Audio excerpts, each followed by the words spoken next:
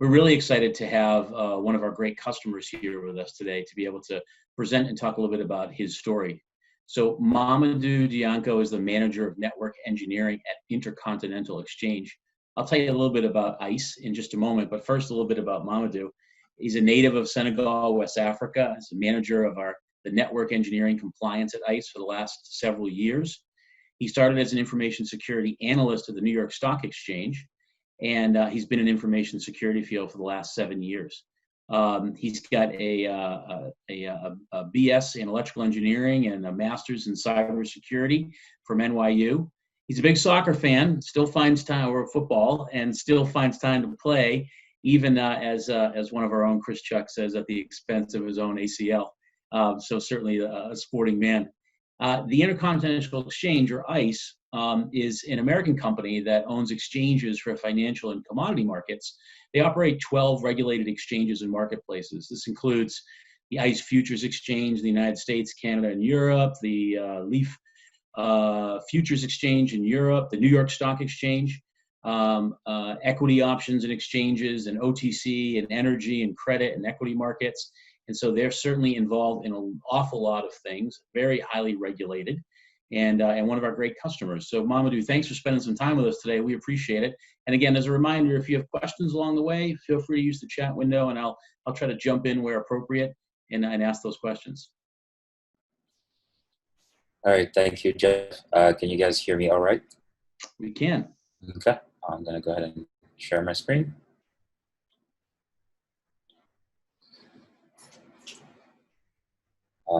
Please give me a thumbs up if you're able to see it. Looks good. Awesome. Thanks, Jeff, for the introduction. Hi, everyone. It's my pleasure taking part in this conversation today to talk about how ICE, as an entity and organization, leverage Tufin to tackle some of the challenges. So I've prepared this little deck where we'll talk about the specifics of how we did that, how we tackled the challenges related to network access control implementation. During the conversation, as Jeff said, if you have any specific questions, feel free to stop me, and we can address those. So what I wanted to do here was divide this into three big lines, right? First, I wanted to quickly go over ICE's configuration, right? With Tufin, the way we leverage Tufin, the way we use Tufin, how we deployed it. I'm gonna give a quick 101 on those specific product that we use. Then we're gonna shift over to the challenges, where we'll discuss the specific issues that we had to deal with, right? Which eventually led us to deploying Tufin. We'll talk about how we are automating the process at ICE, and then we'll end the discussion with the actual workflow we built and how we have it talk to our ticketing system.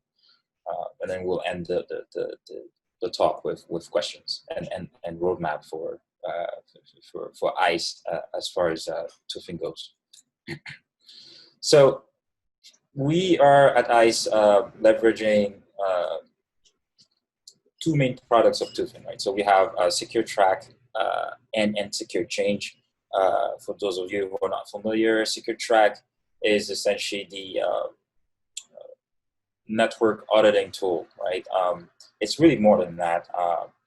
It's a tool that allows us to really see into our policies and our network device configurations, right? So this is a tool we leverage, especially from the compliance perspective, because we do a lot of rule assessment, right? Route assessment, risk assessment. Those are all capabilities that we are able to leverage Secure Track for today. And we also have Secure Change, which is essentially the orchestrator tool. With Secure Change, we are able to automate network access control implementations. Our engineering team is the primary customer of this tool.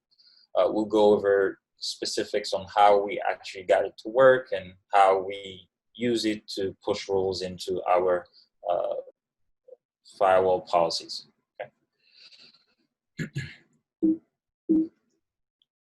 So Secure Change is again, the orchestrator, right? So at ICE, when we acquired Tufin as a product, Secure Change came in to solve our need to have a integration tool that will grab information off of our ticketing system, ingested, presented in a useful manner to the engineer before being turned into a rule to be pushed into the firewall policy.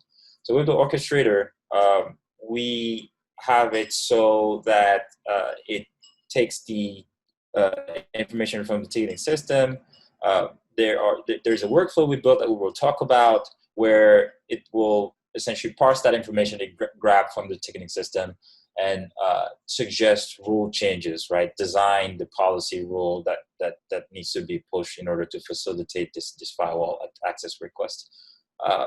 Secure Change has also some level of interaction with Secure Track, right? It's able to make these rule suggestions because it's able to read into Secure Track's network topology, which is really where the bulk of the information resides, right? Your network routing information, your network devices are all going to live in Secure Track in the topology section, and that's the same topology that's going to be leveraged for automation. So that's how we got it working. And at ICE, we'll go over more details on exactly how we do that. Okay.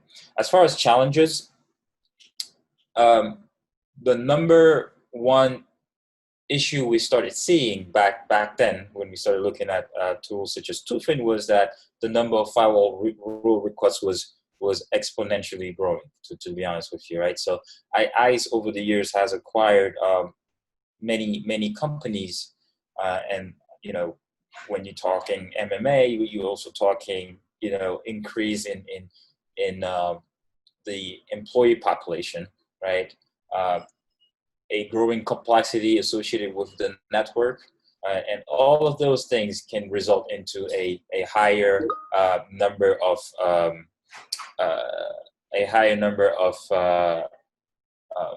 firewall rule requests, right? That come in, right? So with a finite number of engineers, we essentially with a finite number of engineers, we essentially needed to come up with a smarter way of working without impacting SLAs and accuracy of access provisioning, right? So that was one of the challenges. The other challenge that I just mentioned was related to the network complexity. ICE has several verticals, several smaller companies, right? And so each one of those came with their own set of network, own set of procedures, own set of network devices, vendors. So it became very heterogeneous very quickly. And so we had to figure out a smart way of being able to ingest all of that information, especially from a network perspective, in order to understand routing, in order to understand where access control is happening, in order to improve it and make it work, right? So Secure Track here came in very handy because of its ability to automatically do some of the things that I just mentioned, right? So it will build your map, and that map turned out to be very, very helpful, as I will show you later in the way we implement network provisioning. Okay, moving on to automating the process. So just discuss this a bit. What we did here was we opened up the API of Tufin to our ticketing system and built a workflow within Secure Change. So we have this ticketing system pushing the information of the ticket into Secure Change, where the workflow we built is processing that information under a ticket within Tufin, right? So there are a few steps that are that were put together within Secure Change. Each step is doing something very specific in the implementation phase, and we'll go over that as well. And the result is that then Tufin, upon the engineer reviewing and sanity checking the suggestion, will push will create and push that firewall into the gateway to facilitate and implement the ticket. So that workflow that I discussed, this is essentially what it looks like within Secure Change, right? This is a very basic representation of it, but it's the backbone. This is the skeleton of our workflow today, right? You have 4 big steps here. The access request step is essentially the first step where Tufin secure change parses the information that was sent from the ticketing system into various fields. So you're looking at 5 fields here. I can show you 6, and target being the first one, where you will have all the network devices that should be associated with this particular path. This is where they're going to be showing up. Then you have source, which is self-explanatory. So source IPs are going to be here. Destination IPs are also going to be in here. Then you have the service. So whether it's an access request for SSH connectivity between 2 hosts, or whether it's RDP, this is where it's going to live. The action, for which we're not really deleting anything or blocking anything. So it's mostly just been an accept action for us, because we end up trying to allow access. And comments, right? So any comment in this field is going to go into the comment section of the rule you're trying to implement. This is a little drill down of essentially the access request template and the workflow. There are various options, right? When you're building the workflow, you can allow Tufin to verify that you push the rule successfully by reviewing the topology in secure track. You can do various things such as risk assessment, or you can delay some action depending on where you exactly want them to be. So there's a level of customization that you can do. And we found that we were able to do most of the things we needed to do here in order to implement the automation of these tickets. You have the option to create a custom field, name it as you see fit, and then ensure that your ticketing system is able to reference that particular field. So there was a level of synchronization that was required between network engineering and our IT development team, which is responsible for managing the ticketing system. All was done relatively smoothly, though, because again, we were able to customize this workflow to our needs. Mamadou, just one question that came in actually about automating the process. The Sure. question was, did you take this time to automate the existing process, or did you also make some changes to that process while you were doing your automation project? Sorry. Good question. I'll try to answer this, and please correct me if this isn't really what you're asking. But the way I understand it, you're asking whether we had to change our existing process within the ticketing system. Is that what you're asking? I think what they're asking is, your automation process existed before you had a process before you automated it. Did you actually take that time to make some changes or improvements to your process as you were about to automate everything? Okay, good. So we didn't have an automated process before, right? This was essentially our stepping stone into the automation world, at least as far as access provisioning. Okay, as an organization, we are automating some processes, but not in the area of firewall rules and access control. So this was the first of its kind.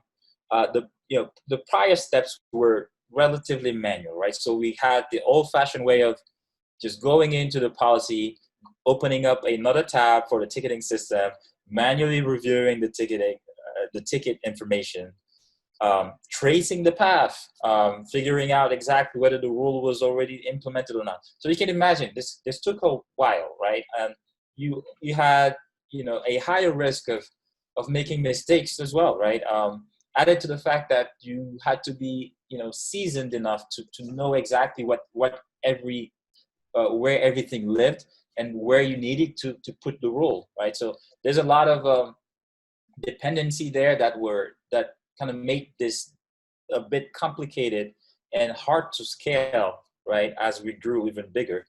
So to answer your question, no, we didn't have an automated process before. The process was relatively manual. It was a standard, firewall rule provisioning approach where the engineer would just, copy the information from the ticket and translate it into a firewall rule granted that they knew where exactly to put the role.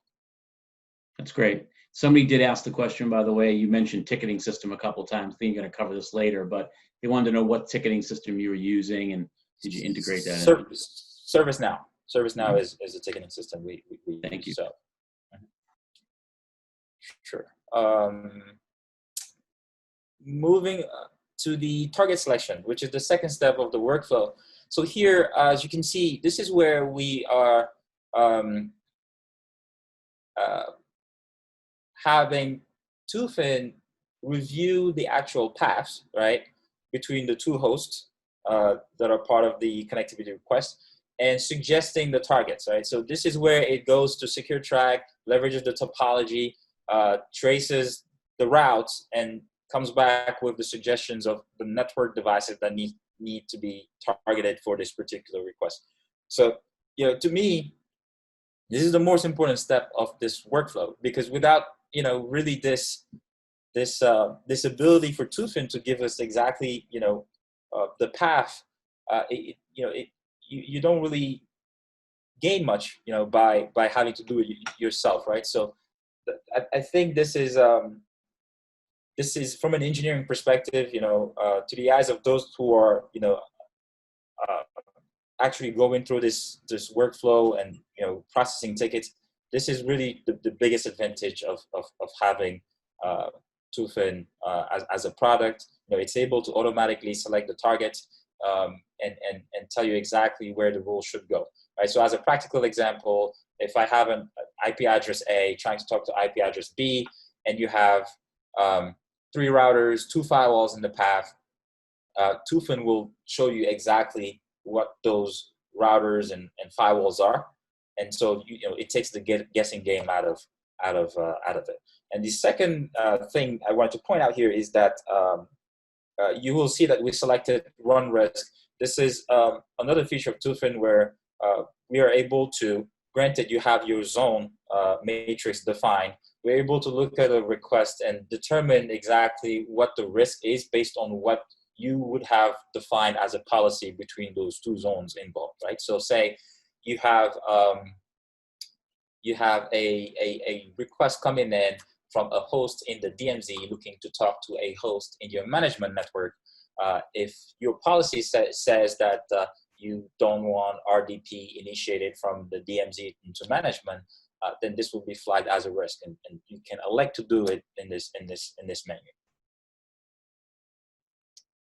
Okay, so no questions. I'm going to move to the technical review. So technical review is a step we added as a company here because we wanted to still give the engineer the ability to sanity check all of this, right? Obviously, when you're talking automation, there are a few things that you need to keep in mind. Number one, how standard is your data, right? Number two, are you doing input validation, right? So, because without those two, you risk failing the whole project in a way, right? Because the automation is going to be as smart as what you feed it to, right? So if you are dealing with bad data from the start, things can get a bit messy. So we didn't want to kind of go full automation from the beginning. We still wanted to have the luxury to review what was being passed to Tufin from the ticketing system, which is ServiceNow, right? So this is where the engineer logs into secure change, reviews the ticket that's assigned to him or her, and then ensures that everything looks good, the IPs are okay, the targets are fine before pushing this rule into the firewall policy, right? So you also have the ability to add a comment, which is something we added to our workflow, and do a lot more, right? So overall, this is where you sanity check the ticket in Tufin before you click the button to have it automatically push it out to the firewall to the firewall manager, right? You also have grayed out tabs here. Risk analysis is one of them. Designer, advisor, security zones. So if you do have a risk a risk alert, right? You do have the ability to inspect it and move things around. Maybe there was an error on the IP which resulted in Tufin thinking this is coming from the DMZ when it really isn't. So you can make changes in here. You can add services to the role. You can correct Tufin if you need to and have it utilize a different type of TCP port or different types of service depending on your needs, right? So you do have the flexibility to make these changes here before you go pushing the role. The last step of our workflow is the verification step. So in this case here, we are running a simple verification after the role is pushed out to the firewall manager to ensure that everything is going to work as expected, right? So think of this as a last step to essentially confirm that you've pushed the role accordingly and that your modifications were reflected on the firewall policy as expected. Okay. So what we just saw was what we built within Tufin, right? Or very close to it, right? I'm going to go ahead and give you a bigger picture of what how these things work with each other. When I say things, I mean how Tufin works with ServiceNow, what type of data we are sending, and how it all comes together. So this is something that I put together to sort of demonstrate our network access control provisioning process, right? It starts with ServiceNow, the ticketing system, where we have a service catalog, right? So a very basic built-in feature within most ticketing systems out there. That ticket, upon being submitted, will go through an approval process, right? The IT dev team created this this queue where all these firewall rules that are submitted will go and sit while waiting for the automation to kick in. So if you put a ticket in, you put the source destination port, it goes through the approval process, and then once it's all parsed and ready to go, ServiceNow makes an API call to secure change to create a ticket. Now, this ticket creation needs a few things to work. One of those is the workflow ID, right? So the workflow that we just reviewed in secure change has to be referenced via ID. You need to be able to tell Tufin, I need a ticket created for this particular workflow. Otherwise, it won't work, right? So this is useful in case you are maintaining various more than one workflow. So once it's in the workflow, Tufin generates the ticket and it goes through the steps that we just talked about. So access request, where it parses the information, target selection, technical review, where the engineer reviews and ensures that everything looks good. Then it verifies that you put the role accordingly before pushing it out to the firewall manager. Once that's done, and during this whole process, what we implemented as a company is a health check where ServiceNow is periodically checking Tufin and the status of the ticket to ensure that the ticket is running and there's no issues. And then once it's pushed out to the firewall policy and it's closed within Tufin, we also want to know about it, right? So this is where the ticket information is pulled from Tufin into ServiceNow, so that we can then update the ticket within ServiceNow, right? Because we also have to keep in mind that the end user or the requester doesn't have that visibility within Tufin that we do. So we needed to find a way to ensure that their ticket status reflected what Tufin was doing, right? So that's what we did there.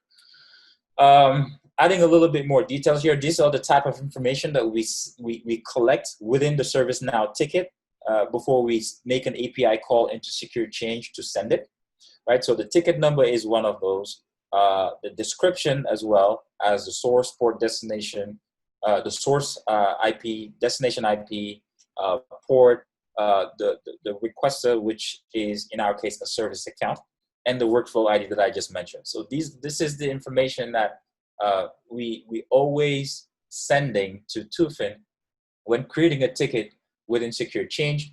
and we always want to make sure we are as descriptive as possible. That's why we added the description of the ticket, because we have engineers and analysts who are switching back and forth between ServiceNow and Secure Change. And so we needed to make sure that there was some level of continuity there and that they were not lost, right? So we need to ensure that whoever was looking at Secure Change knew exactly what type of ServiceNow ticket they were looking at, and as well as the description. So what exactly the user was requesting. Okay. So final state, today, what we are doing is we're able to implement firewall rules via Tufin. We're able to assess and review ACL changes.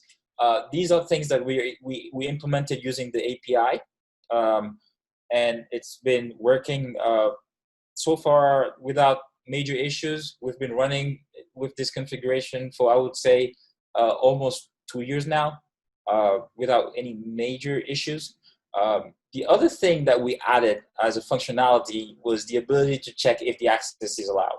So after the automation was completed, one of the things we noticed was that in some cases, users will go into the ticketing system, cut a ticket for the firewall to be open without really testing the access, right? I'm sure some of the network folks here are familiar with that, right? Always blame it on the network. So it's always a safe assumption to think that the firewall is somehow preventing you from accessing something, even though it could be that the port is closed on the server, right? It's not listening, or it's an app issue, it's not up. So we are sort of used to the fact that the firewall is always the first to blame. So what we implemented to sort of tackle that challenge was to have ServiceNow run an initial call to the topology within Secure Track to check whether the access is indeed closed, right? In some cases, we find that users don't test and the access is open, at least from a network perspective. And so this has allowed us to close those tickets and prevent them from even going through approval because they were already allowed, right? So that's one of the things that we've added since we went into automation mode. And it's been working because it's been filtering out, the garbage requests or the time wasters, right? That we would rather not deal with if we have the chance. So that's presently how we are looking. As far as next steps, one thing that never stops is the continuous integration, right, of network devices. We keep adding devices as the network grows, as we build more devices. We always want to make sure that the topology reflects the most accurate snapshot of our network. So that's a never-ending game. The other thing we always looking to do, which kind of ties into the first point, is to ensure that the topology keeps growing, right? So you do that by adding more devices. And then the last two bullet points here, one of them being the unified security policy, the compliance play. This is something that we are looking at more and more as we go from a compliance perspective, especially my team. And this is because we know Tufin has the network information already. And so that's information that we can leverage and build a stronger, even stronger secure zone matrix, which could be used to review secure change tickets, as well as just essentially ensuring that you have a good view of your network. You know exactly what you want to allow, what you don't want to allow. So it could be used as a reference to write up a network security policy, for example. Right. So we do see some benefits to continue to populate this matrix and leverage the compliance blade within Tufin. I think when you kind of embark on this type of journey with automation, the ultimate goal is full automation, which isn't something that's obviously easy to achieve.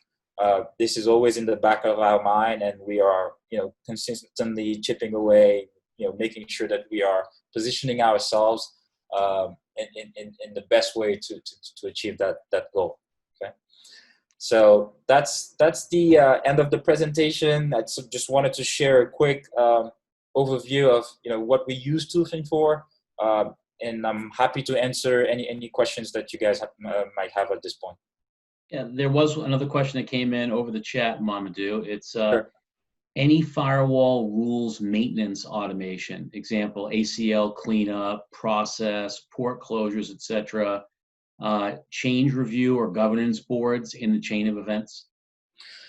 So there's a couple things we do. From an API perspective, we do leverage Tufin to review unused roles.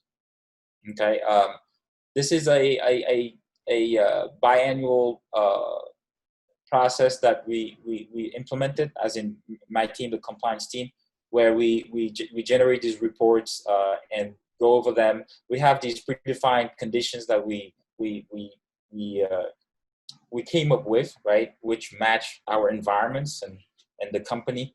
But the bigger picture is, yes, we do leverage some of the reporting to clean up firewall rules. This isn't automated in a way because there is no workflow for it. But what we do automate is the actual generation of the report.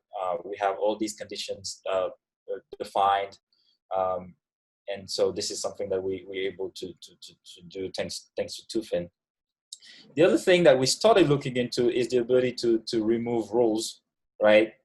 There is a newer code version which allows us to implement server decommissioning a little easier, right? So it can remove it from the firewall rules. This is something that we are looking into just to see how we can expand automation to include server decoms. It is our understanding at this point that we might have to build a separate workflow for it. So it's still being discussed, not fully implemented yet, but that's another route we are exploring. Great. That's very helpful. I think that's it for questions. Mamadou, thanks very much. That was great. Great presentation. And I'm sure if people have additional questions, feel free to ask in the chat window, and I'm sure that Mamadou would be happy to answer them as we kind of go along. So thanks again, Mamadou. We appreciate you taking time with us today. Tufin,